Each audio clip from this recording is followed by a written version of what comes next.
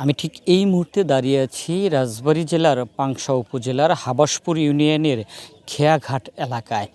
গতকালকে একনিক কমিটির সভায় মাননীয় প্রধানমন্ত্রী তারেক রহমান প্রায় ৩৫,০০০ কোটি টাকা ব্যয়ে পদ্মা ব্যারেজ প্রকল্পের অনুমোদন দিয়েছেন।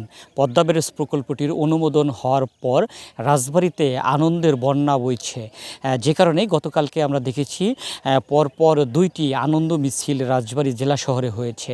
এছাড়া রাজবাড়ীর পাংশায় প্রতিটি মসজিদে মসজিদে মিলাদ মাহফিল এবং দোয়ার আয়োজন করেছে এই এলাকার মানুষ।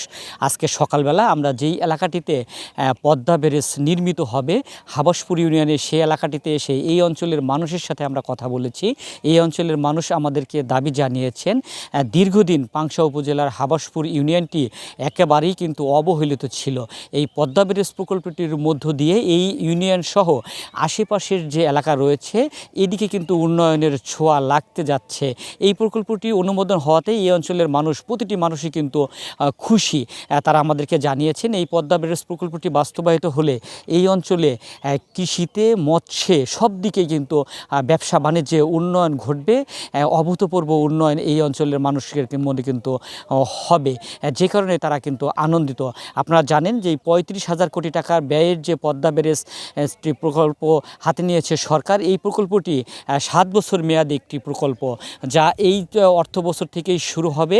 আগামী ২০৩৩ সালের জুনের মধ্যে এই প্রকল্পটি শেষ হওয়ার কথা রয়েছে।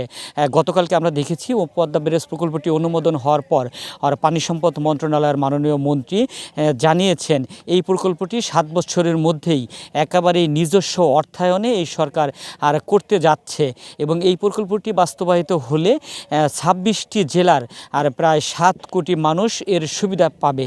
তার মানে দেশের মোট জনসংখ্যার আর ৩৭% মানুষ তার সুবিধা পাবে। আমার ঠিক ক্যামেরার সাহায্যে যে চিত্র আপনারা দেখছেন যে এটি পাংশার হাবাসপুর ইউনিয়নের সেই চরাঞ্চল। এই নদীর এপারে রাজবাড়ী জেলা এবং নদীর ওপারে রয়েছে পাবনা জেলা। পাবনা জেলার একটি অংশ এবং রাজবাড়ী জেলার একটি অংশ, এই দুইটি অংশ মিলেই কিন্তু এই পদ্মা ব্যারেজ প্রকল্পটি হতে যাচ্ছে। এই আগামী এই অর্থ বছর থেকে কিন্তু এই প্রকল্পটির কার্যক্রম শুরু হবে। ৭ বছর মেয়াদী এই প্রকল্পটি নির্দিষ্ট সময়ের মধ্যে শেষ হবে, এমনটি কিন্তু এই অঞ্চলের মানুষ অবশ্য দাবি জানিয়েছেন। তারা আমাদেরকে দাবি জানিয়েছেন যে এই প্রকল্পটি বাস্তবায়ন হলে এই অঞ্চল সহ আশেপাশের সবগুলো এলাকায় কিন্তু উন্নয়নের ছোঁয়া লাগবে, যে কারণেই প্রতিটি মানুষের মধ্যে কিন্তু এক প্রকার আনন্দ, এক প্রকার উচ্ছ্বাস কিন্তু বিরাজ করছে। সারা বছর পদ্মায় পানি থাকবে।